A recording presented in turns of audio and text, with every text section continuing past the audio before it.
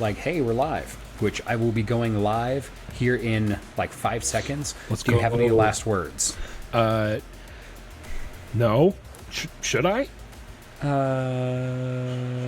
the Nope, things too I late. want to talk about, I want to be on the live stream. Sweet. Working on live stream, updating settings, boom, bam, bing. Bing, bong, boom. All right, and let I me... see my face. There we go. Hi, me. Hi, I'm gonna go over past me. Twitter really quick. Send us over there. What up? Your hair looks great, by the way. Thank you. It has a lot of product in it. Oh, no. That is our first real live thing right there. Bam. Okay, so the first Discord's been live posted. burp. Discord's been posted. Twitter's been posted. Let me make sure I have this going on. You just muted yourself, I'm guessing. Fantastic. I'm going to get us on here really quick. Yeah, I figured you guys didn't want to hear me blow my nose. Do you have us up on your screen? Yeah, I do. Can you hear us? Mine's doing the little loading thing. I have it muted, so let me see. I just, it came through. It was buffering. There we go. Yep, it's there. Too much So audio loud. stimuli. Almost Sheesh. immediately. All right, folks. Welcome to hate our that. first live podcast. We're super excited to do this because it's episode 40, and we're actually hoping to continue to grow our Twitch channel as well. So, and I may have been sick on Friday, which propagated this whole thing anyway, because I got a really nasty bug last week and have been literally like just dying for the last like 5 days. But it wasn't the vid. It wasn't the vid. Everyone goodness. around me is totally fine. Like, I interacted with a ton of people on Monday and Wednesday, and I'm like, hey, I'm so sorry. I got sick. Don't know what it is, but hide your kids, hide your wife, and everybody's fine. So, How does it feel that your immune system is just like kind of a weenie? being a Weenie Hut Jr. is really hard. Tumnus, get out of there. Is Tumnus being a raccoon? You can't see it on the live stream, but yeah, he's skulking in the background. He's like, no one's paying attention to me. I'm going to get into trouble. Let me tell you love what. it. This has nothing to do with Ahsoka, but man, black labs are crazy. They are... they're insane. They're not many Aussies, but when he wants to stand up, like, he's getting into all sorts of trouble, and he's an expert at breaking dishes. He's taking dishes out of the sink, dropping them on the floor, shattering them, and then licking them off and not cutting himself. And he's done this a lot. What a wild dog. He's so smart. He's gotten to the point where he jumped up on our oven and knocked the salt down and just ate a bunch of salt. Like, he licked a little bit off the floor. You can see like 2 or 3 lick marks, and then he was like, "That's disgusting." It's like, you're dumb. Like, you're And also really too smart dangerous dog. for himself. Like, Oh my that's, gosh. that's wild. Well, thankfully, we don't have to take him out to walk him anymore because we have a yard, but it's not a big yard. We don't have big yard money. We have little tiny yard money, and it's just full of poop. I scoop every single day, and I'm just like, oh, there's one, there's one, there's one, there's one, there's one, there's one, there's one. It's obnoxious. Anyway, we should probably talk about Star Wars and not dog poop. I like it. Let's do it. Where the heck is our chat? I wanna open the chat. Am I green? I'm green. Welcome to Talk About Tatooine. I'm Andrew. I'm Nathan. And we're twin brothers here to bring you what's new in nerddom and give colorful commentary on our favorite subjects. Welcome to our cantina. Grab a drink and settle in as we set course for realities beyond our own. Cheers. Welcome, everyone, to episode 40. Today's recording date is August 27th. We are almost done with summer. Actually, officially, to our calendars, we are done with summer because my wife goes back to work tomorrow. And she works in the school system. Yeah. So Yeah. she's super happy about that. But yeah, today's the 27th. This is going to be released on the 28th, so basically tomorrow in audio form. And y'all are not going to get a clean edit like you normally do. So you guys are getting a live, uncut footage because I love you all and I don't have time. Uncensored. No, it's not going to be rated R. Don't worry, guys. And It's going to be a hard PG. It's don't like that. And today we're going to be talking about the 2-part premiere of Ahsoka for episode 40. I think, like, first of all, I'm kind of amazed that we've done 40 episodes now, and I'm really excited that we're talking about Ahsoka. Yeah. So let's go off with one of our starter questions. I would like to ask you the starter question because you always ask me the starter question. Yes. If you could start another Warhammer army, what would it be? I wanted to ask this one. Here's the thing. I play Space Marines, as you can see behind me. It's just a sea of blue. It is not Ultramarines. Let me make that very clear. I am not an Ultramarines blue Smurf. I'm a different kind of Smurf. It's different. It's different. And yes, the base is still McCrag blue. It's a good shade. It is a good shade. However, recently I've been seduced by the powers of chaos. All hail the Plague Father. Also, Chaos Knights are dope. I want to do either Death Guard, Chaos Demons with a focus on Nurgle, or Chaos Knights, or all of the above. And the thing I think I want to do the most is Chaos Knights because I have enough magnets to where I could probably magnetize them so I could play them Imperial or Chaos. That would be super cool. I would love that for you. Be a little obnoxious for you, one of my primary opponents, but I run a pretty heavy mech army, so adding an Imperial Knight would be huge. I like being able to use my old stuff. I like the fact that Imperial Knights can be brought in as allies. So I currently have 5 Dreadnoughts, Lionel Johnson, an Impulsor, and a Repulsor Executioner. So it's a very tank-heavy, mech-heavy Space Marine list. I haven't actually built Lionel Johnson. I haven't done any hobbying since I moved into my new house. So, but that's my answer, is Knights/Chaos. I love that answer for you. I love Chaos. I think they are super awesome. However, I would have to go...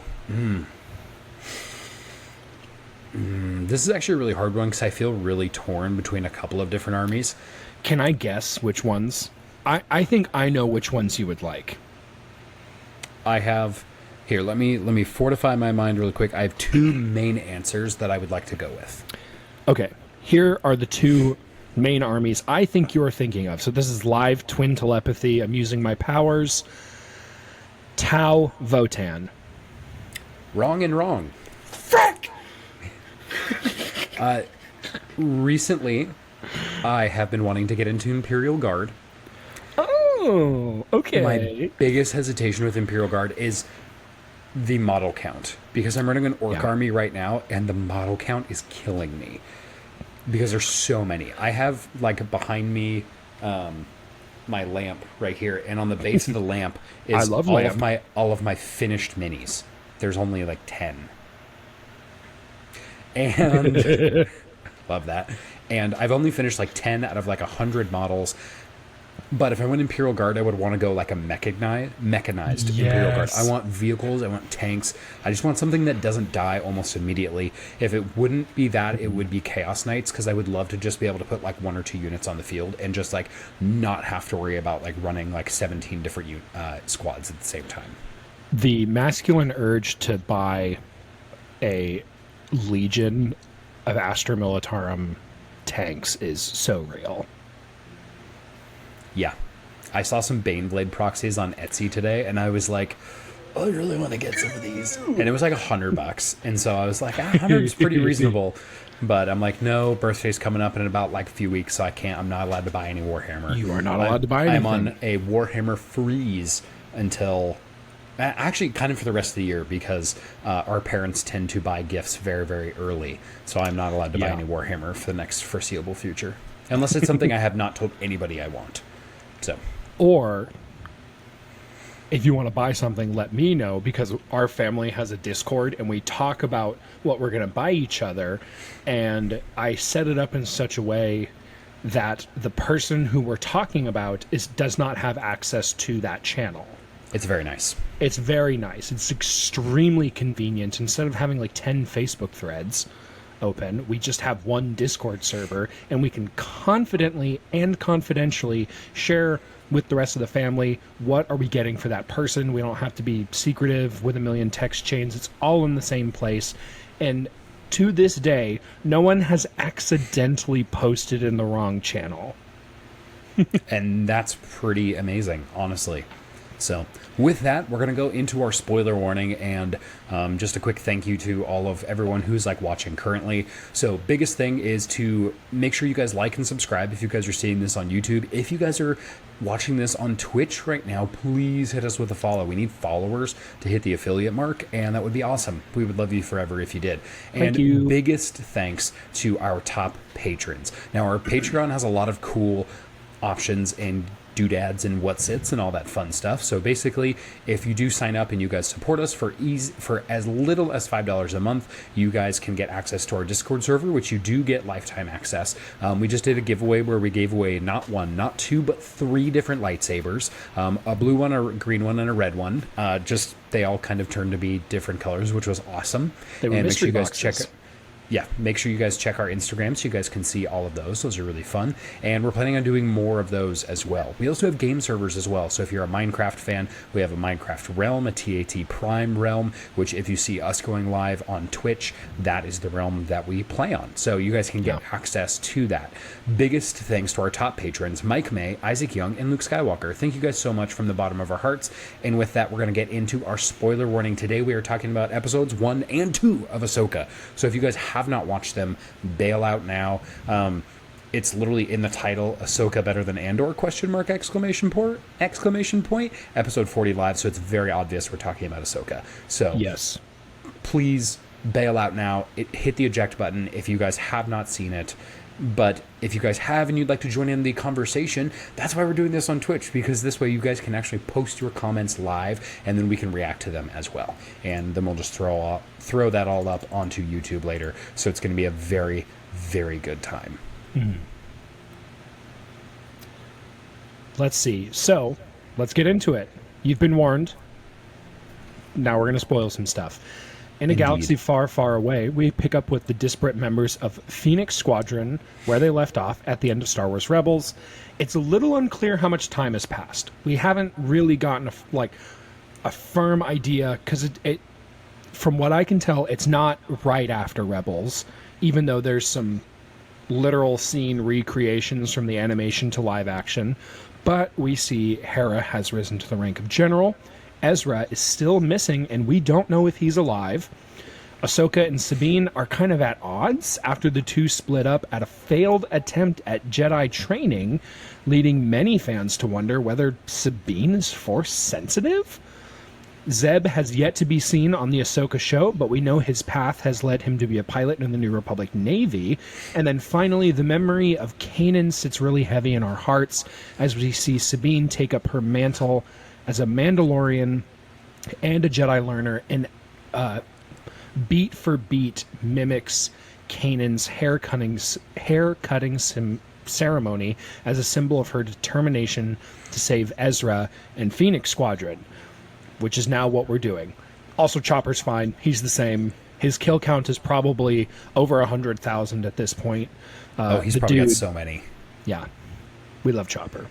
I will say we do know that this is around the same time as The Mandalorian. So we're dealing with the Imperial Remnant and not First Order currently. Correct.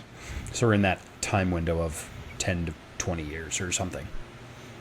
I forgot how much exact time passes, but it's written down somewhere. It's a good amount of time. So, yeah, we're going to start off, guys. We like to start all of our episode reviews off with a few different things. So we do like a rating 1 out of 10. We do our favorite moments. We do a theory recap, which if you guys listen to, I think it was episode 39 or 38, we basically laid out all of our theories for Ahsoka and what we thought it might be. So make sure you guys tune in to those, and so you can actually see if we were correct or not. And then we'll share some just other fun facts about this as well. So Andrew, go ahead and hit us with your rating, 1 out of 10, for episodes 1 and 2 of Ahsoka. Sure thing. I gave episode 1 a 7, and I gave episode 2 an 8. So I really liked them. There was definitely some things I didn't like, but they didn't detract from my overall experience so much that it ruined it for me, if that makes sense. Yeah, for sure. There's a certain amount of tropes you can introduce into an episode, but as long as it's good, it's like, do whatever you want. Oh, yeah. How about you? So I gave these a 7 and a 7.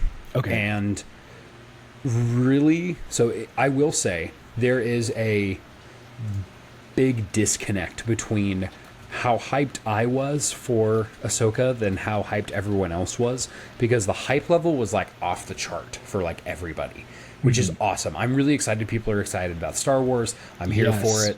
So good. Super, super excited for that. So excited. However, I don't think this was better than Andor episode 1 and 2 so far, and so I needed to rate it accordingly.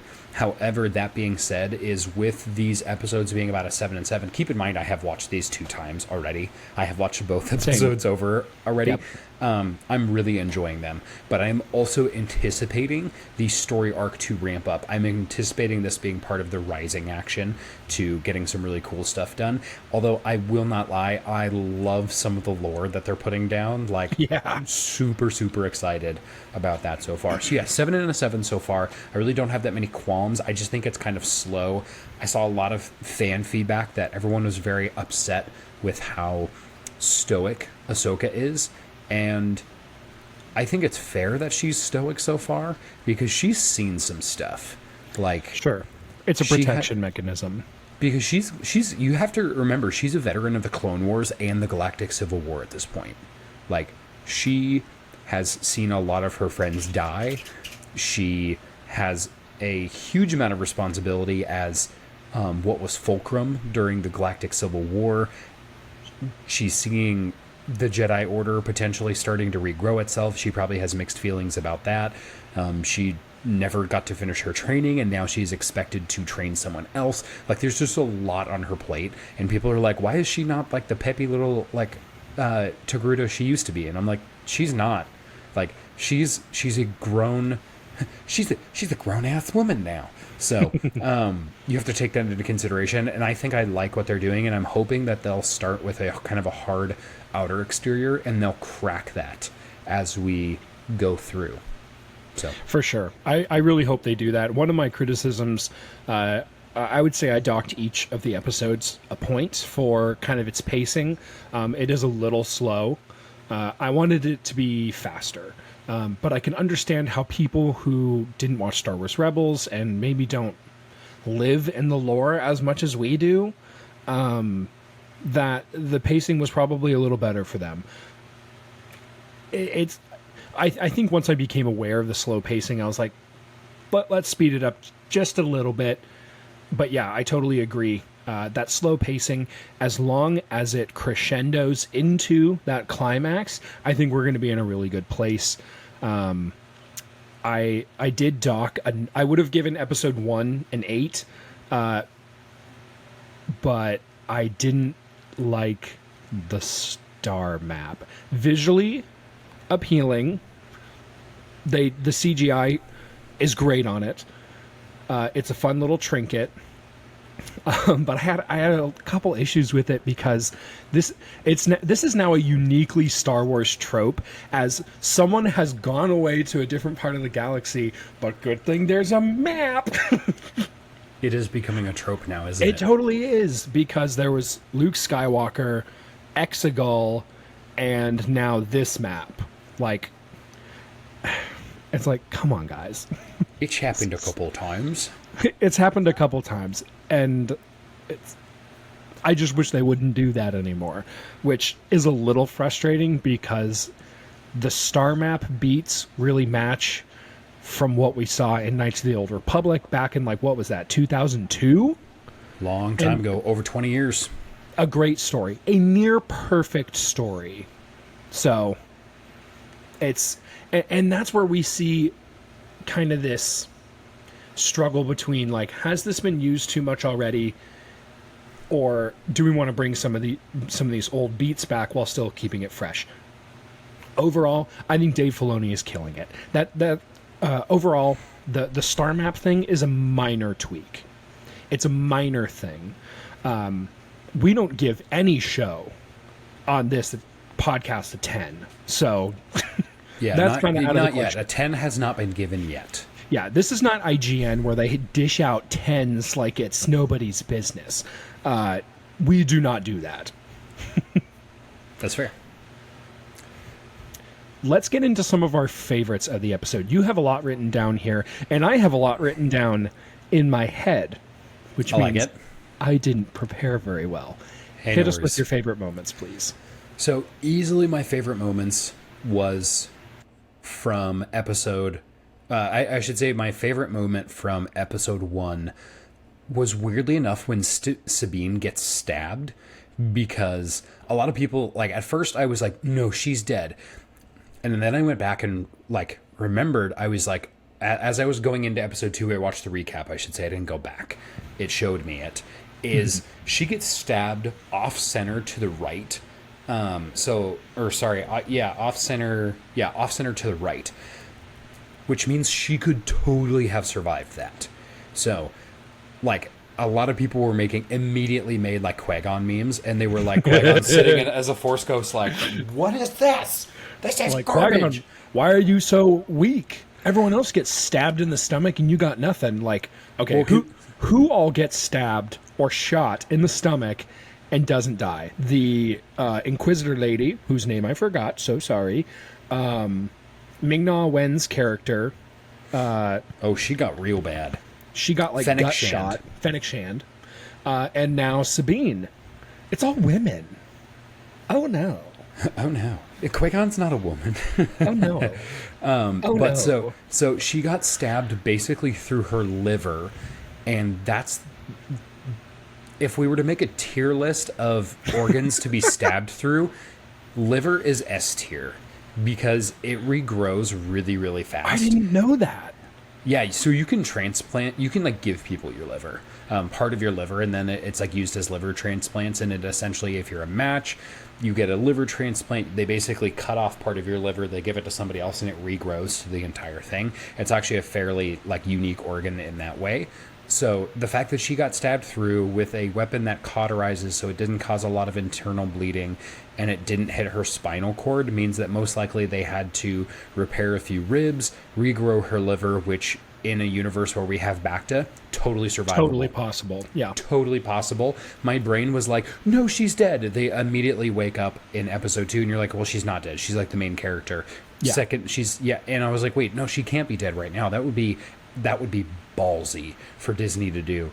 And I was like, no, wait, yeah, she got stabbed in the liver. It's totally fine. To be fair, like, using an energy weapon, why would you ever stab? Like, this happens a lot of different places. So it happens to Qui-Gon, it happens to now Sabine, and a lot of other people who have stab wounds. If you don't hit them through the heart, like the brain or the lungs, something that is going to cause either almost immediate death or immediate death, you're using an energy weapon. Stab in, slide to the side, and you've just, like, filleted them open. Sorry, I say that because I watched too much Hobbit. Filleted them open, and it's my filleting knife. You got it. Thank you. This is what happens when you're a twin, and that's basically, like, a better way to kill somebody. But you have to keep in mind that, like, Jedi they have a certain elegance to their fighting. Remember, the lightsaber is an elegant weapon for a more civilized aged. So I have a question for you then. Okay. So first off, the distinction you made that the place where she got stabbed matters, because in my stupid brain, I was like, yeah, she got stabbed in the stomach. Qui-Gon got stabbed in the stomach. She should be dead. But so Qui-Gon's stab wound immediately killed him. Is that because it hit his heart or his spine? So based on where he gets stabbed, it like hits him center mass and then kind of like goes up. Like so, Oh, even if it didn't hit a major organ like right away, it most likely paralyzed him because it severed his spine. So isn't there a major artery that runs along the spine too? there's quite a few. Oh So no. most likely, a lot of his body stopped getting blood almost right away, Oh and there was no. probably a lot of blood clotting. So yeah, I mean, he's alive long enough to whisper to Obi-Wan, but it's a pretty terrible way to die. Yeah. Oh gosh, I hate it. Yeah, I hate it so much. So, follow-up question: do you think Shin Hati, the not Jedi, the Bangs don't lady. even- the bangs, savage? She's great. She's that's great. how I remember it. She has very iconic like bleach blonde hair, and with the bangs, that's how I remember it. Yes. She has a very Sisters of Battle Adeptus Sororitas haircut. Not going to say how I feel about that because I'm not going to incriminate myself. But do you think she stabbed Sabine in such a way on purpose to like not make it fatal, just to, because she's totally toying with her that entire fight? She's saying like, I'm better than you. This is barely worth my time.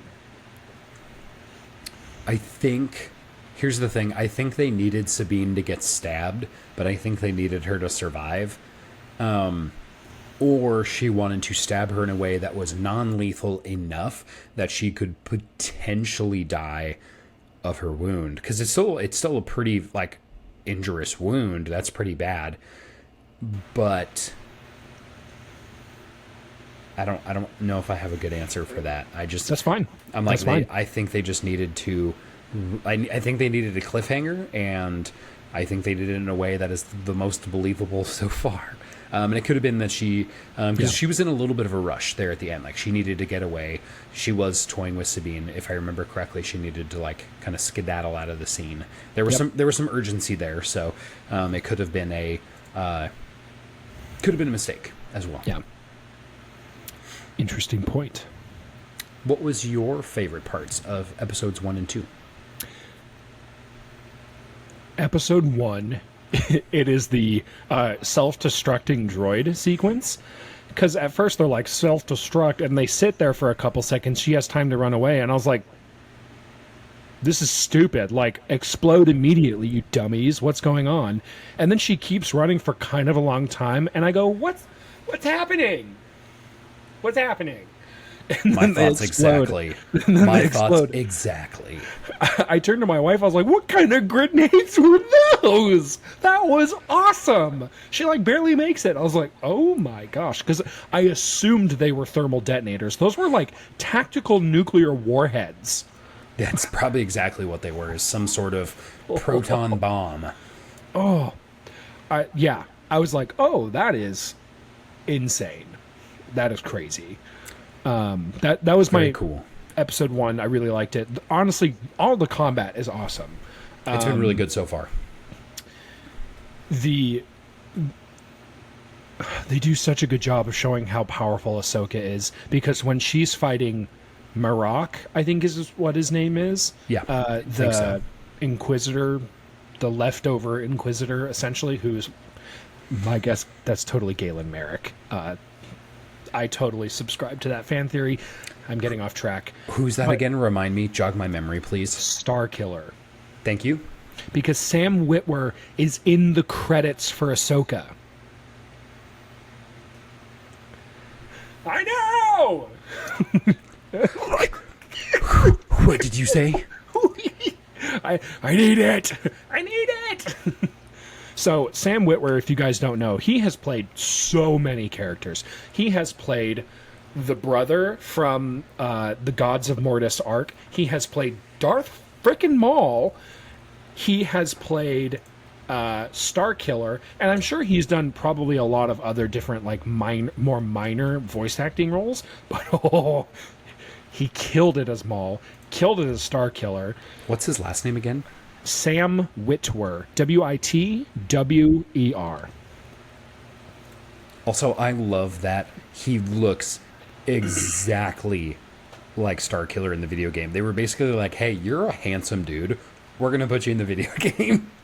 You're not even doing a voiceover. Like, we want you in the game. Like, you are the main character. We're just gonna capture your face, which I love that they do that. Like, the same thing goes for Battlefront. Like, Janina Gavankar. I'm totally probably butchering that. She's attractive. She killed it. She did a great job. The story didn't do her any favors, but she did a great job. And she reads the audiobook of Inferno Squad. Nice. She narrates it. Super fun. Highly recommend.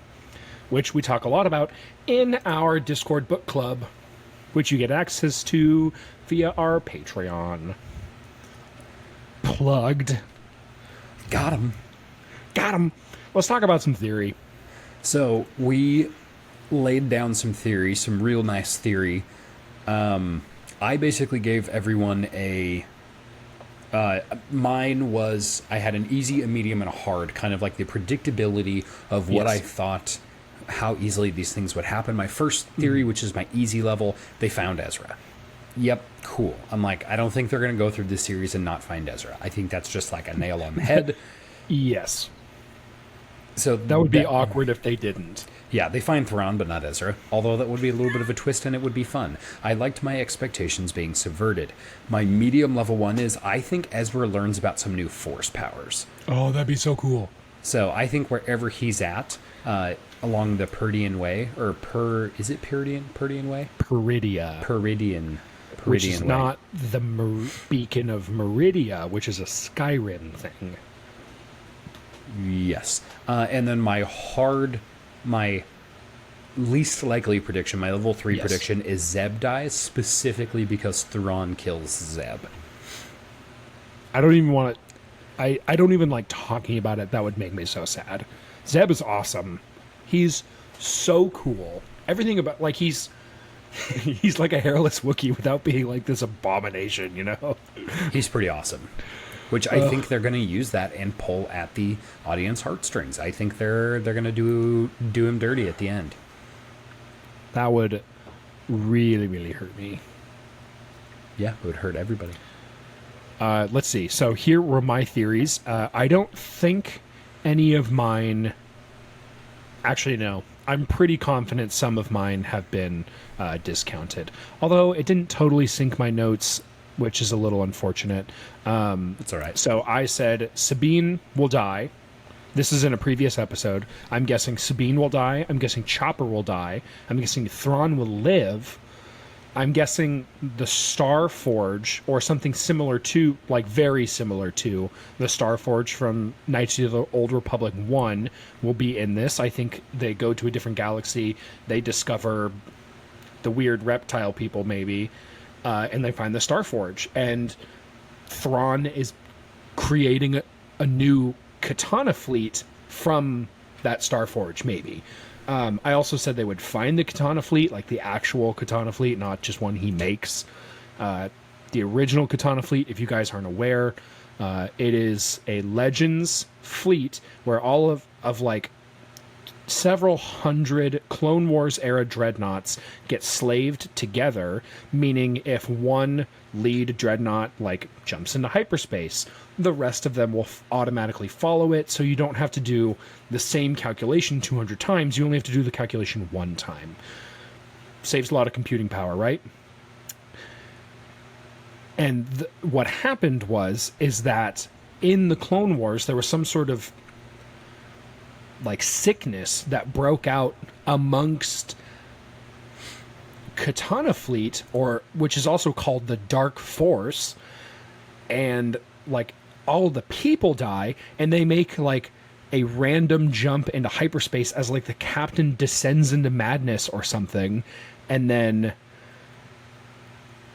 he dies on the other side, transmitting his position to no one. So now there is a free fleet of 200 ships just waiting out in the void of space for whoever finds them. And that is actually the storyline of the first Thrawn trilogy. Heir to the Empire, Dark Force Rising, Last Command. Along with that, I think I did guess that Balin's skull and Shin Hati were clones from Mount Tantus. That's wrong. We know that Balin's skull is actually a remnant Jedi who survived the Purge. We don't know if Shin Hati is a clone or not. She probably isn't. I'm probably wrong. but it's not definitive that she isn't. I'm guessing there will be like kind of an offhand remark of where she came from. If it's actually a story beat that Shin Hati is a clone from Mount Tantus, I think it's going to be a much bigger deal. But I don't think I'm right. I think I totally whiffed it on that one. I do hope Mount Tantus comes back into the game somehow. That would be awesome. Would be just so in favor of that. So I think that would be great. we also have, I think probably my favorite parts of this episode have actually been the lore that we see.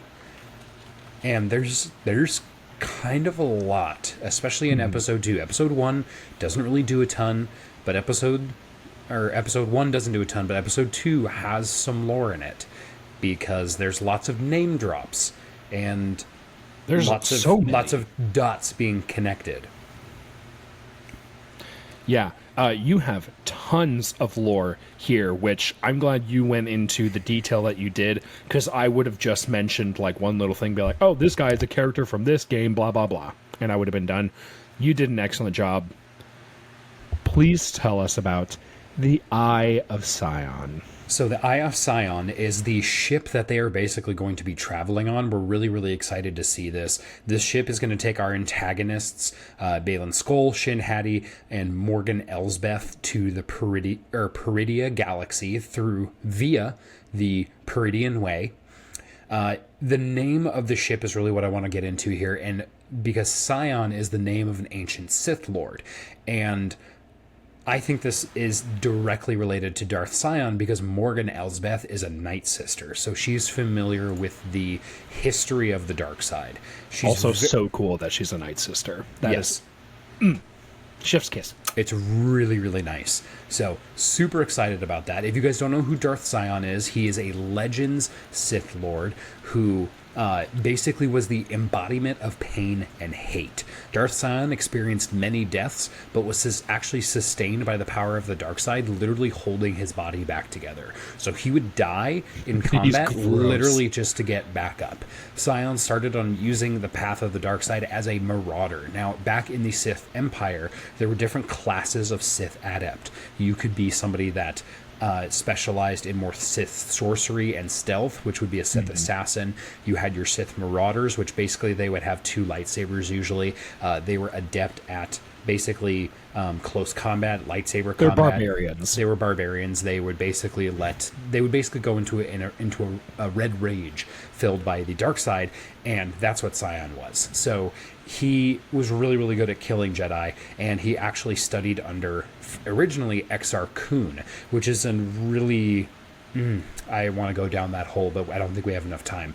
So keep in mind, Exar Kun died, and then Sion then was able to kind of like ascend the Sith ladder and begin to take power for himself, rising to the rank of a Sith Lord. Sion would then form part of the Sith Triumvirate with Darth Traya and Darth Nihilus, 2 specifically different Sith Lords who kind of embodied different portions of the dark side. Now, all of this being said, basically the Sith Triumvirate went on a murder spree of the Jedi. They actually were responsible for countless deaths, as the Sith basically were working to reknit themselves together after the Great Sith War, because Revan was dead at this point. So there was nothing holding the Jedi Order together, and the Sith Empire was trying to kind of take advantage of this. So the only reason Sion dies finally is because he actually runs into a outcast Jedi called Mitra Sirik. This is actually who you play as in Knights of the Old Republic 2. And upon getting killed multiple times, Mitra finally gets through to Sion and says, this is not worth you doing. You need to just give up. And Sion has a really weird kind of infatuation relationship with Mitra Sirik, listens to her, and basically lets go of his hate, and the wounds of his body finally take hold, and he dies, and he passes. Really, really cool story, but it's all legends, so really I'm very interested to see how much of this they canonize. And so I think that the Eye of Sion being named the ship, I think this is very indicative of like, okay, they're gonna canonize some stuff in this. They're gonna do nerd service to us, and they're gonna canonize some legends lore. So I'm very excited about that. which has practical implications for our story, not just, oh, that's a cool person, I like them, I hope they're mentioned again. It's like, no, if these characters existed, that means so does their knowledge and their abilities and whatever they worked on. Like, some of the Sith were really super weird, and a lot of them made holocrons of all of their exploits. So anything a previous Sith did, if someone else can find their holocron, for example, Ezra finds a Sith holocron, and he does weird stuff with it. He like sees the future or sees across space and time with it to find Obi-Wan of all people. So yeah, holocrons are cool. The Sith are cool. That's some good lore for me. The second point we get onto is the pathway to Peridia. Now, they mention this specifically, and I wanted to point out a few different things because we get a star map. So star maps are confirmed. They are lore accurate now, and I actually think they did a really, really good job with the relic that they found being located into the ruins, and everything was like all lined up. I thought that was awesome. But the pathway to Peridia, yeah, go ahead.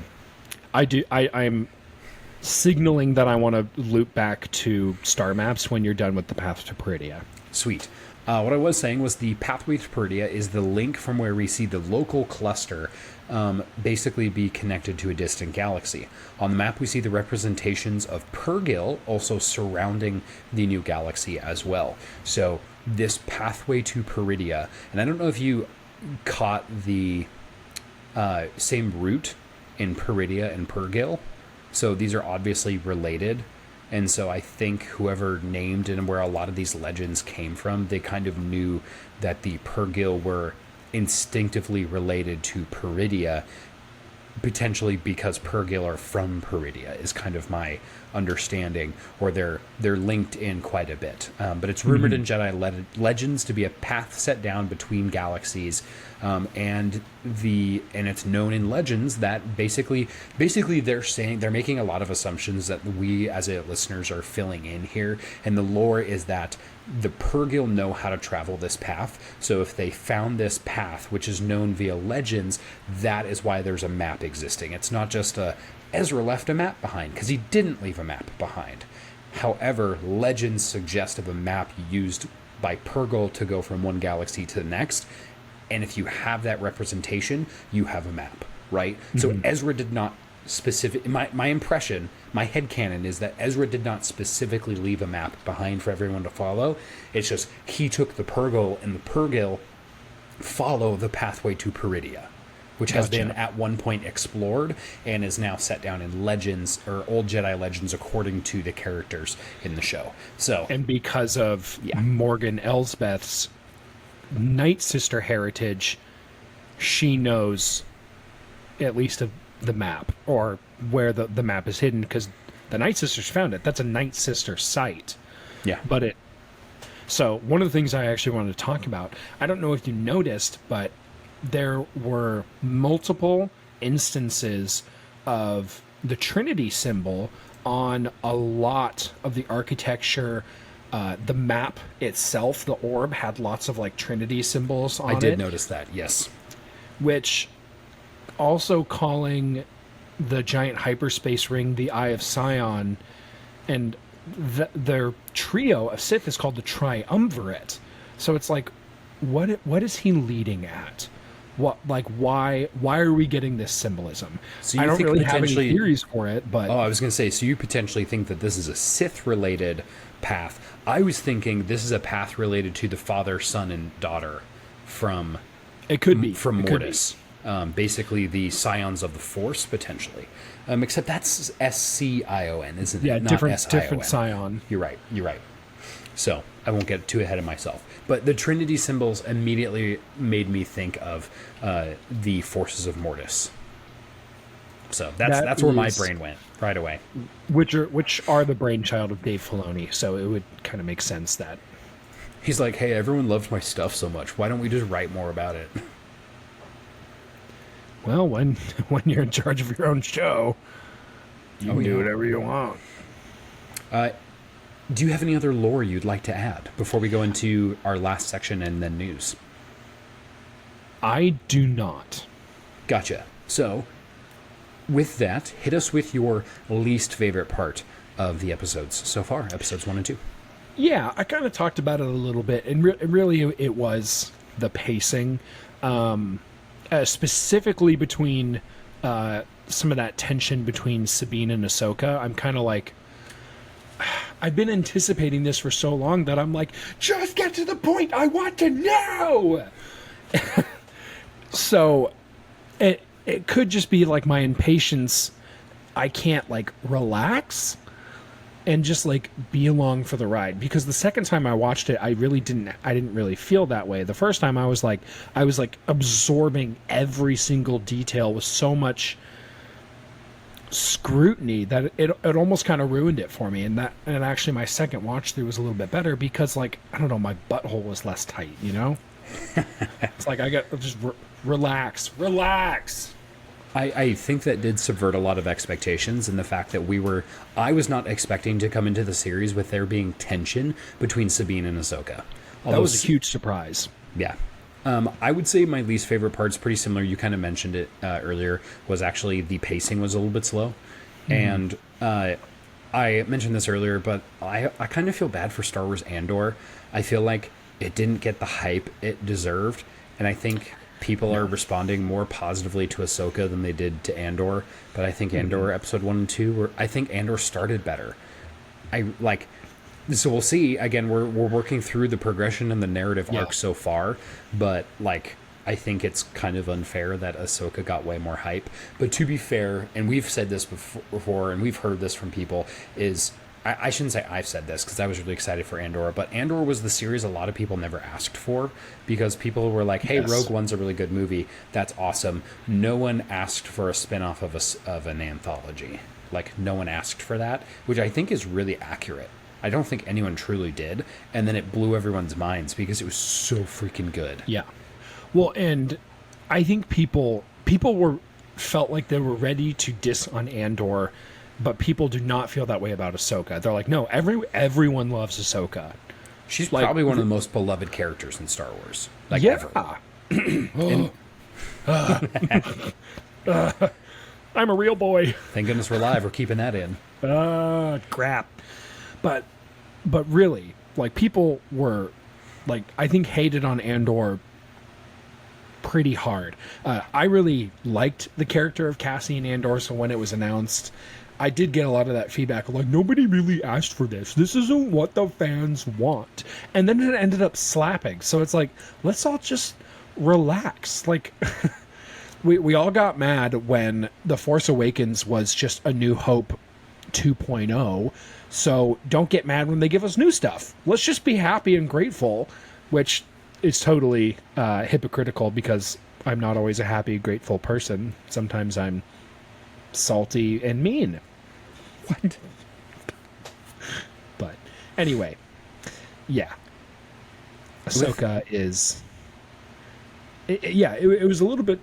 It felt jarring that it was so slow, considering there's so much hype. I think they probably could have started, but it was so artistic. So I'm really torn. It's hard for me to say that the pacing was bad because it was artistic and thoughtful, but really I'm like, I want to see Ahsoka cut people in half. She's going to get some killing done for sure. Yeah. Also, I think what could be potentially fun is we do an Ahsoka kill count for her for her show. Do droids count? Yes. So she's at like 5, I think. 5 or 6, yeah. Yeah. That could, yeah. I'll go back and I'll track her kill count. Sweet. All right, let's go into news from the HoloNet here, guys. Yes. We've got some really fun, like, nerddom news coming out. Obviously, like, we're in some really good nerddom news right now because Ahsoka came out. We're super excited about it. Woo. It's a good time to be a dork. It's a good time to be a dork, absolutely. Andrew, hit us with some of those points. So, if you recall, Microsoft relatively recently purchased Bethesda game studio, and they are now releasing a game called Starfield, which is going to be, they are advertising it as the largest open world spacefaring game. I'm really excited. I think it's going to be awesome. As soon as I saw the gameplay trailer at I think it was the Game Awards, or no, it might have been E3. Doesn't matter. It looked awesome. It looks awesome. It looks so good. And it's going to be on Game Pass, which I'm a huge advocate for. Not a sponsor, but I just think it's a great deal. I'm actually a little confused how Microsoft makes money off of it. Yeah, I'm not sure. Beats me, man. Subscription services are weird. They are weird. How is that a profitable... I mean, it has to be profitable because everyone's doing it. But Starfield's coming out. This is going to be a massive game. So, we're going to take a moment to temper our expectations. Temper our expectations. It's going to be a massive game. Expect a day one hotfix. Expect a week one hotfix. Because you cannot physically test a game as thoroughly as you can as when it's an actual product. Because then you're taking your QA team from, if you're rolling in the dough, several hundred people to literally millions of users. They're going to find the bugs right away. Like, several orders of magnitude faster than your QA department ever could. So, we're going to temper our expectations. We're just going to expect there to be some bugs. Hopefully they're not game-breaking bugs. Let's cross our fingers, because that's bad. Well, that's and we have gone on record many times to say that it's not okay to release a game when they have game-breaking bugs still in there. These are not, and these are not bugs that are like, oh, I can't believe they missed it. That was really, really like small. It's like, nope, these are really obvious things that they missed, and they're bad, and it makes the game not fun. Yeah, like Cyberpunk definitely had a lot of like game-breaking bugs. Like Cyberpunk 2077 wasn't playable when it came out. Another example that I can think of as kind of bad bugs was actually the launch of Borderlands 3. It had a bug where it was shutting off my Xbox. Borderlands 3 was one of the most disappointing game launches, and it ruined the game for me. I will not lie. I was so mad about Borderlands 3 because it was grindy, it was buggy, the story wasn't compelling, and I was so salty. Oh, man. Yeah. Not happy about that one. And, I mean, we played the crap out of Borderlands 1 and 2. It's one of the best co-op RPG shooters of all time, in my opinion. Mm-hmm. All of the DLC is really, really fun. But Borderlands 3 kind of missed the mark. I mean, well, Borderlands, the pre-sequel, was just not a good game. We don't need to talk about that. We're talking 1 and 2, and then Tales of the Borderlands is actually a really fun game, too. It's really weird, and I'm not used to that style of game. But, yeah, it's cool. But we're going to move on. Do you want to talk about the next point, or do you want me to? Go ahead. So recently, a game called Baldur's Gate 3 just came out, and it's been getting like a ton of love because it's the closest approximation you can get to playing Dungeons and Dragons in a video game. I saw a guy there was a clip where a guy had to make a strength check because he wanted to kick a squirrel. And he rolls a nat 20. And the squirrel turns into a cloud of red mist. It is a hard M for mature, because you can bang whoever you want. Like, it's if you play a bard character and you're like, I'm gonna seduce the dragon. This game is like, seduce the dragon, roll for it. Let's go. Let's see you do it. Let's see you dick down this dragon. Now, guys, I rolled a nat 20. I'm scared. I'm scared.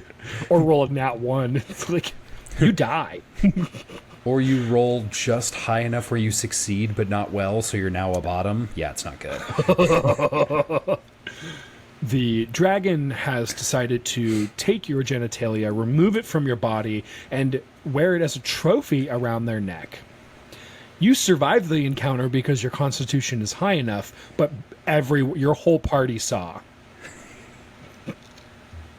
They cannot unsee. Everyone makes a perception check and they passed. Oh, I love that so much. Everyone makes a wisdom check to blot out this memory. Suppress it. Yeah, pretty much. Jam it down in there.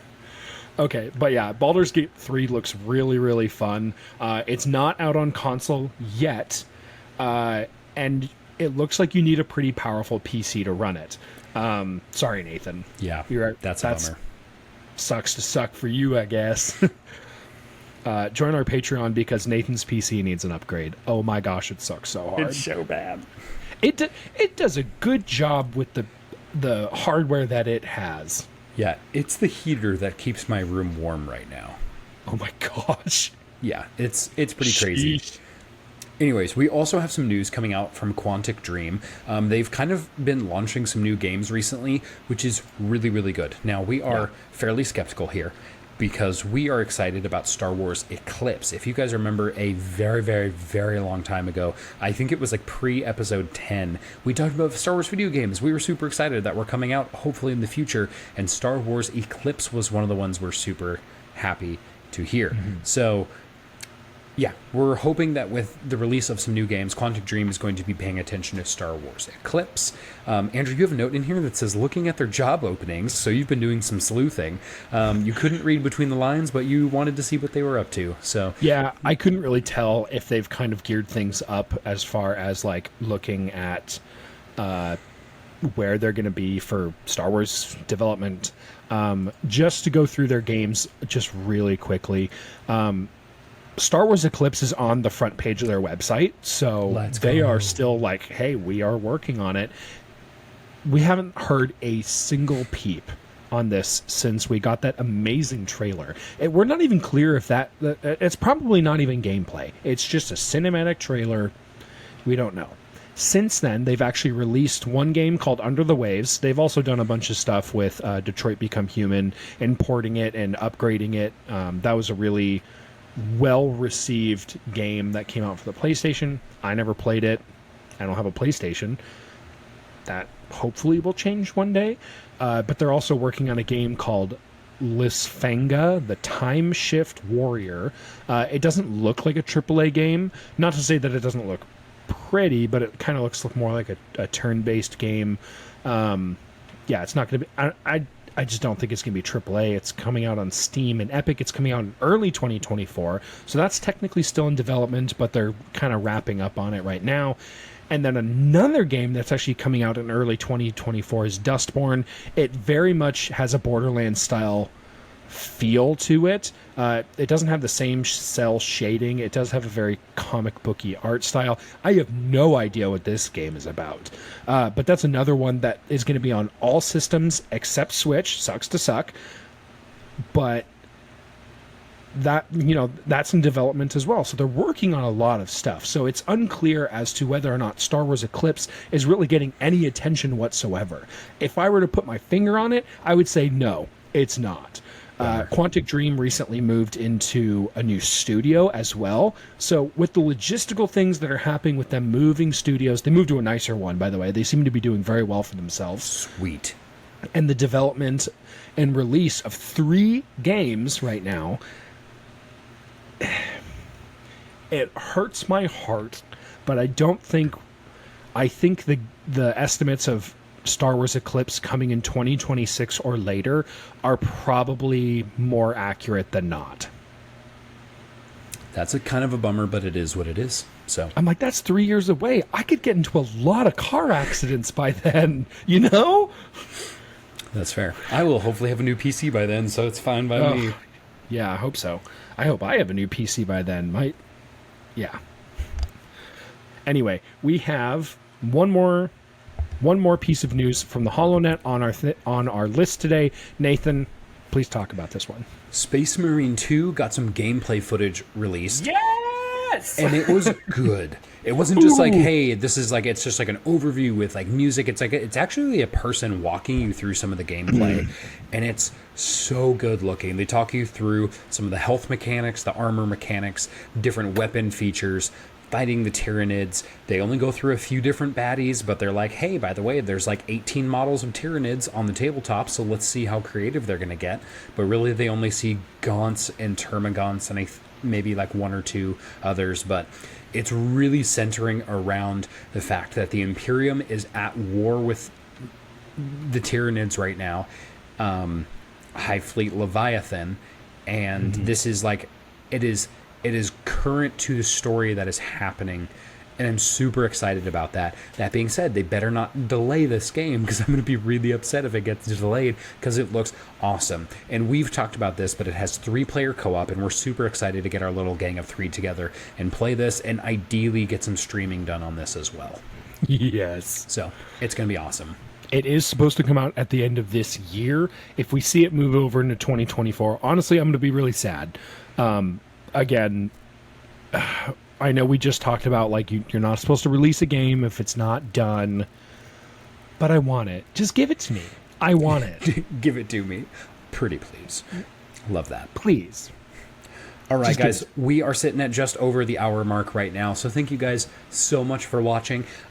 Personally, I think this is really fun, going live on Twitch and having the potential to see you guys in chat. So we would love to see you guys more around here. Make sure you guys follow us on Twitch. Make sure every single one of you guys, if you guys have theories, leave them in the comments, post them right on the screen so that way we can see them. If you guys are big fans of Warhammer like we are, make sure you guys share models, pictures of your models with us on Twitter and Instagram, and shoot us an email at talkabouttatooine@gmail.com if you guys have any questions you guys want featured on air. Remember, every single one of you is fantastic, beautiful, handsome, and we love you so much. Again, make sure to subscribe so that this video makes it into the feeds of others. Make sure you guys like it, make sure you guys comment it, and share it with your friends. The more types of interactions you get, the more it spreads around, because there are certain algorithmic thresholds that we have to pass for our videos to even make it. It doesn't matter how good the video is, how much you guys really love the sound of Andrew's voice. If it doesn't make it past certain thresholds, it literally doesn't go anywhere. So please help us out in that way, guys. And we launched a merch store. We did that as well. So we'll be posting more on our Twitter about different merch items. We have our own logo now, which we're super excited about. We had our professionally done logo. So we're excited about all the new things that are coming your way. So we're going to have some nerd merch. I don't know if we're planning on buying any of it ourselves. We'll see. I'm 100% going to upgrade, like add another hat or 3 to my collection. We have a couple of hats on there that I'm really excited about. A lot of the stuff that we're designing is stuff that we would want to wear. But if you have ideas for things you want to see, let us know, and we could probably develop something. The kind of business model that we're running right now is not bulk order, so it's not like we're going to be sitting on tons of inventory. It's a made-to-order company that's going to be helping us produce our stuff. As you can see, I don't have a t-shirt silk screening factory back here. Like, we're using a third party, but they make stuff to order, so there's no bulk order. So if you can imagine it, ask, and we can help you out. Absolutely. Until next time, everybody, may the Force be with you.